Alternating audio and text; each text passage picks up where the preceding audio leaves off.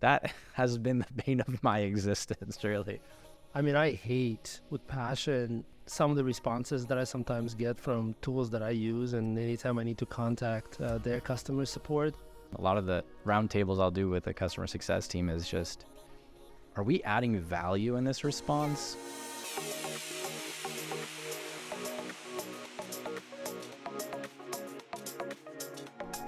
Hey everybody, Reggie here with Vista Social's Beyond Social podcast. Thanks again for listening in to this week's episode. I've got Vitaly here, our head of product, our CEO. He's the man behind the scenes, helping us to build the product that we're trying to build for marketers. And that's what we're doing every day, is finding ways that we can better support the marketers who utilize our platform in their social media journey, right? Managing brands, managing clients' brands, whatever that might be. And part of building a good product for them, building a product that is helpful and valuable to them, is ensuring that in the midst of all the features and functionality that we're building, that we're creating to support them, that we're also being there alongside them to help them to learn how to use it, right? Or to help them with the intricacies that it is around social media, integrations, troubleshooting, video formats, you name it. So I'm excited to be chatting with you a little bit about that, because it's a part of what I do every day with my team, in customer experience, customer success. But I just wanted to kind of kick off that conversation with you today on what makes it good customer service, I guess. Right. We've been going out of our ways, right, for several years now, trying to build a great product. And every day we try to add more features, and we do so sometimes in spite of what's possible on the network. Networks don't often agree on certain features, and we have to then jump through many hoops to make it seamless for users. We are managing support almost a dozen networks out there. Endless possibilities of how you can schedule content, you can respond to comments, you can run reports, hundreds if not thousands of features across the platform. And as we are doing this, we are making our users' lives, in some respect, that much more difficult, because the platform slowly but surely grows, matures, becomes more functional. Translation, more difficult to use. We try again also to make it seamless. We have user experience studies that we conduct. We analyze the user usage patterns within the system. We try to make it as simple as possible, but lots of options across the system, lots of things to do, lots of features. And as you know, my ask has always been to make sure that the users, right, in spite of all that complexity, even though the complexity is well-meaning, still have a smooth sailing, right? And that's where your team and your processes are quite important, is because we have an utmost responsibility to the user, not only to deliver the features, but to make sure they can be successful using those features. And it's a bit of a catch-22, because we build more features and we need to provide that much more support to the user as a result of it. Again, quite a few users have easy time with the platform, some users not so much. It's really different areas of the system, as you probably know, are more difficult to support. And but your team has been doing an outstanding job, and I think you can maybe kind of talk about some of the criteria for how you measure a successful customer interaction versus what a not so successful interaction looks like.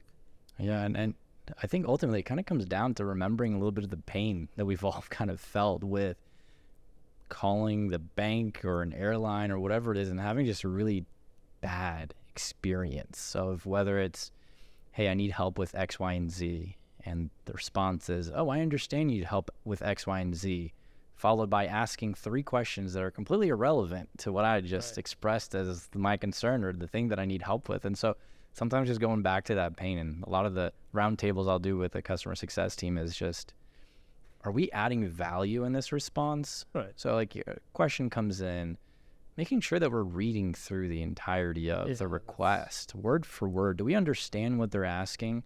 And not just automatically replying with, hey, we've got your question, we're going to get to it soon. I mean, there's not really a lot of value behind that. And so keeping the humanity behind every interaction with the customer has been a bit of the forefront of what we try to do.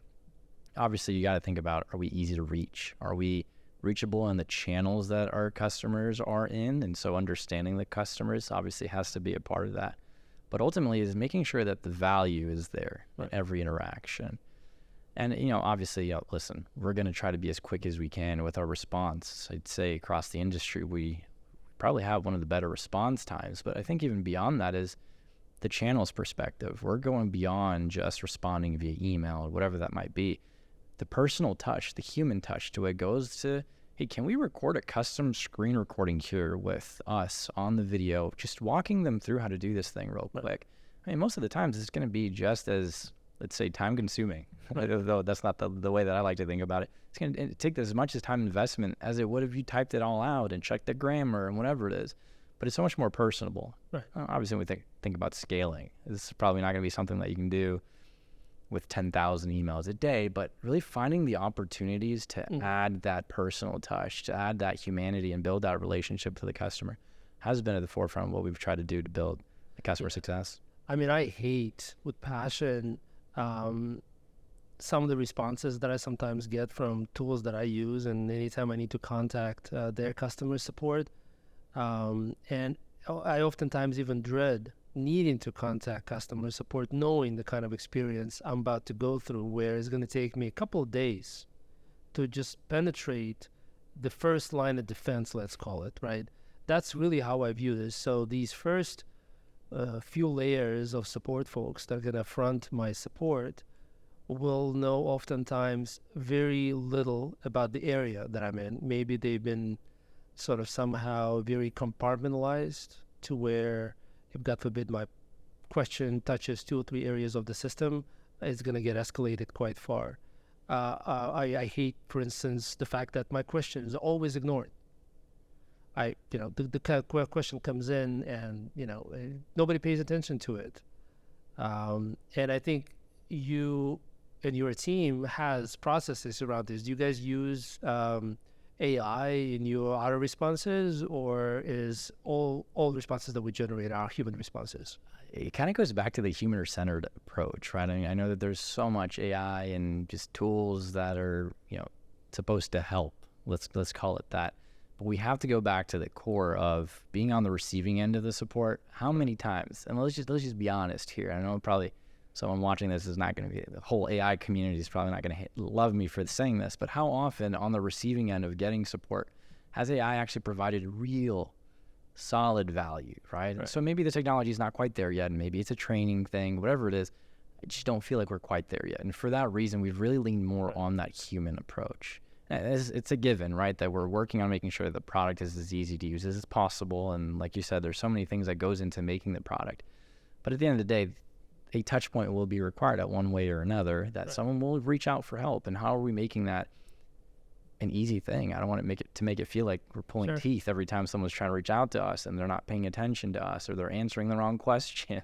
So there's a lot that goes into that. We've kind of tried to avoid AI as much as we can. Got it. Have you seen struggles around our customer team not carefully reading questions that are coming in? Is that a trend, or is that just an issue that companies just don't seem to be willing or able to fix? I'd like to think that it kind of comes into the training, right? And so there is the more traditional, let's say, customer support methodology where you have tiers of support that are trained. Tier 1 being they'll learn how to handle probably the more basic questions, but as soon as something a little bit too complex comes their way, an escalation is required to a Tier 2 or to maybe a technical support representative. And that creates layers of frustration every time you get bounced around, right? And what we've tried to do instead is how can we make each customer support advocate, an expert as much as we can in the tool. Is that realistic though? Takes time is a thing, right? You get to choose two. It's either going to be really fast but not great, or it's going to take time, right? Okay, so what do you think? So if our customers are expected to sign up and use our product, right? They get 2-week trial. So I guess we're hoping that in 2 weeks they're going to kind of learn it. How long does it take you to get a customer service rep fully trained to where they can answer every conceivable question that comes their way, or let's say 90% plus. 90%. Okay. We're kind of in that 2 to 3 month range, and everybody's pace is a little bit different. Right. But the goal isn't to have them understand how to answer every single question known to man. It's to make them an expert in, let's say, utilizing Vista Social to an end result, which is managing social for a brand or for a client. But what we've also found is that each team member we bring in has certain tendencies or leanings towards being excited about a certain aspect of the system, whether it's video processing and all the complexities behind how Vista Social takes whatever video you can throw at it and convert it into a way that every network will be okay to receive.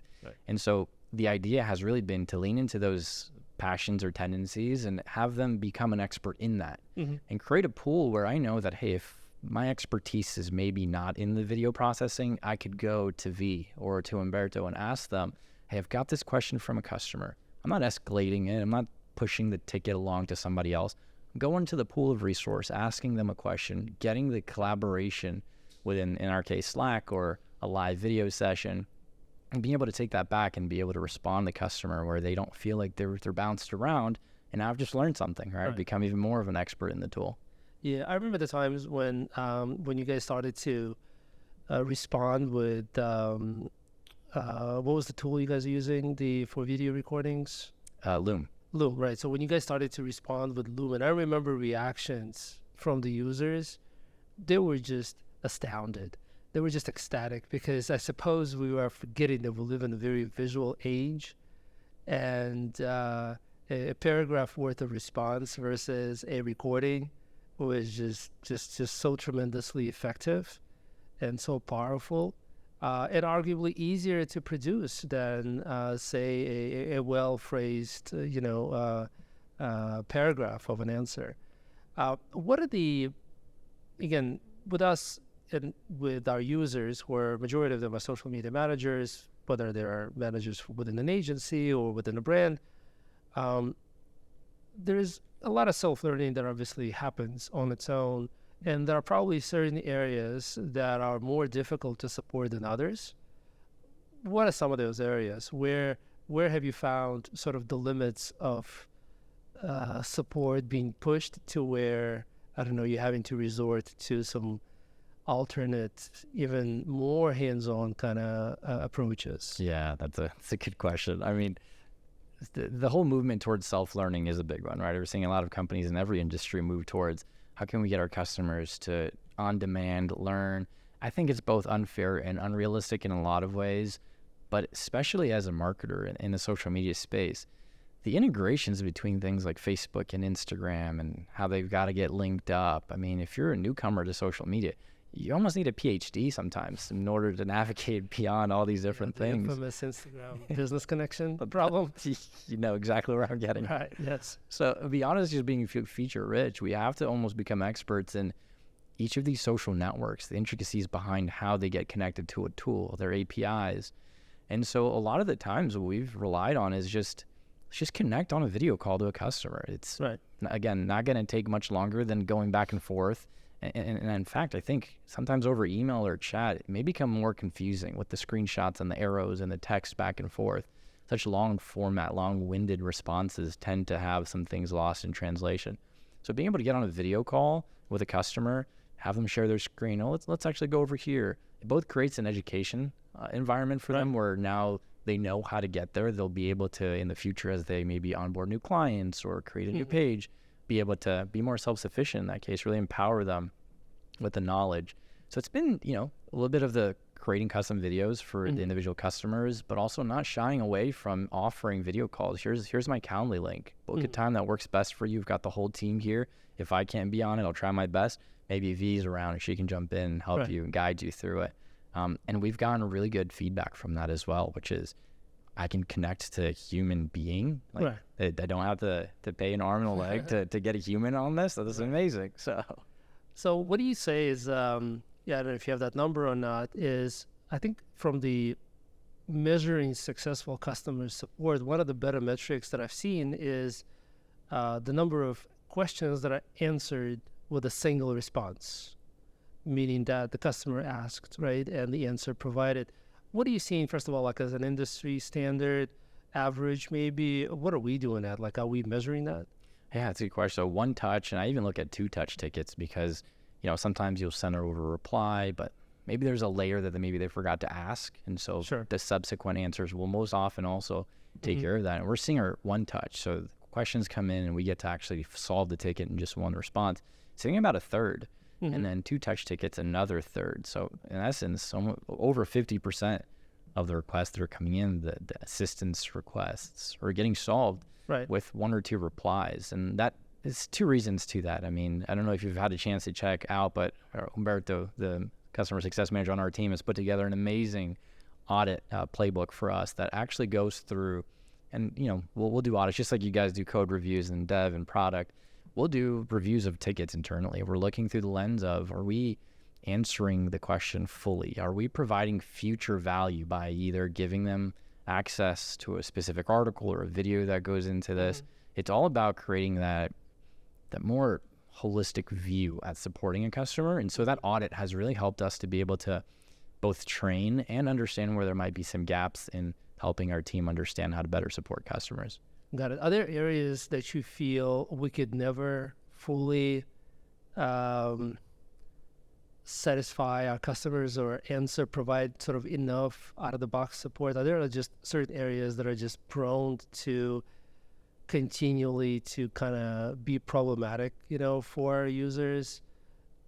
Yeah. Listen, probably close to a decade now in the social media management space. And if there's one that I feel like, and if there's someone listening or watching out there that has the perfect solution, I am all ears. Right. But the Instagram to Facebook link, right? Facebook page, Instagram business profile, the very particular way they have to be linked on a very specific page in the settings has been something that we've run into a couple of brick walls, whether it's because maybe the person who used to manage our Facebook page at my brand left and I don't have access to that page anymore. Right. Or we've got some wild permission settings on the Meta Business Suite that's preventing us from linking them together. That has been the bane of my existence, really. We've provided a lot of really helpful video tutorials. We'll get on screen shares to really try to understand the core of it. But there have been, I'd say, maybe a dozen times over the last 2 or 3 years where we've hit a wall where there's error messages from Facebook that requires Meta to take their step at that point to intervene so that they can resolve whatever that issue might be. And sometimes, companies as big as Meta, they've got millions, hundreds of millions of customers. So sometimes the support takes a little bit longer. So I guess they don't handle support the way they should have. Listen, I don't want to get taken down by Meta to tomorrow after this airs, but we'll find that unfortunately when we've become the Meta expert or the TikTok expert, that sometimes when we end up getting to that brick wall, which is not very often, is that we end up having to really rely on and unfortunately say, listen, this is the extent of what we can do. Is really going to have to be support from Meta that's going to have to take over. And I think those really ultimately have been the cases where we've understood that we can really only go so far. Yeah.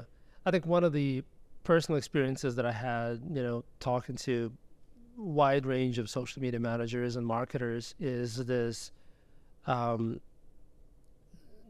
of concept of the complexity involved in managing social media profiles with respect to connectivity. I think when people think about social media posting, they think about their phone and how they're going to log in and publish, upload something to one of the networks, versus when you do it at scale or when you do it for a business and you're having to have it connected to the platform or if you're choosing, this will require you to have much deeper understanding of what it means to connect. And some networks are super basic, like Twitter and TikTok, and probably most networks are fairly simple. LinkedIn is pretty simple too, but Instagram business profiles are particularly difficult. And I agree with you. This is, I've been part of the few escalation calls over the years myself, and I know that sometimes it's pretty difficult to tell what's happening, and to the point where we do sometimes suspect that it's Facebook and whatnot, and try to contact their support and everything. But fundamentally, I'm extremely grateful for the process that your team has sort of created, because it plays such pivotal role in ensuring that all the efforts made by the product team in evolving the product, and mind you, evolving does mean more, and more means most often more complexity. It brings about more complexity, and I think without a continuous evaluation, right, of our support and how to do it right, it's practically impossible to drive adoption of the tool. And there are so many examples and frustrations that we all have on a daily basis by using other products and just having to live through endless wait lines on the phone calls, or just hitting the walls of like bots, chats, just variety of automations that stand in the way of you reaching a human being. And even when you do reach a human being, that interaction being far from amazing. I think those kind of things keep me awake at night, rather than don't keep me awake at night, knowing that it's been done, that we doing it sort of like in a very different ways. And I totally recommend any platform out there, any tool out there possibly listening, don't make the mistake of mishandling customer inquiries. Don't make the mistake of automating too early, or to do it in a way that does not drive the necessary satisfaction to give answers to users. That would be my ultimate advice. And again, I think you guys are doing a tremendous job. And I know it's not easy. I know it takes a lot from everyone on the team to be that much more thoughtful and much more caring, right, than people probably normally would coming into a role like that. Yeah. And I think too, just being proud at the end of the day. There's obviously dream states we want to get to, and new initiatives and different things that we want to try on our team as well. But we can all kind of go home at the end of the day and feel really proud of what we're doing and what we've achieved. And I think if a company is taking care of their customers to the extent where they can feel that, then they're well on their way to providing exceptional customer service. Absolutely. All right. Well, thank you guys for listening in again this week. Any suggestions, you know where to find us, vistasocial.com/BeyondSocialPodcast. Vitaly, thanks again for your time. We'll see you guys next Wednesday. Thank you.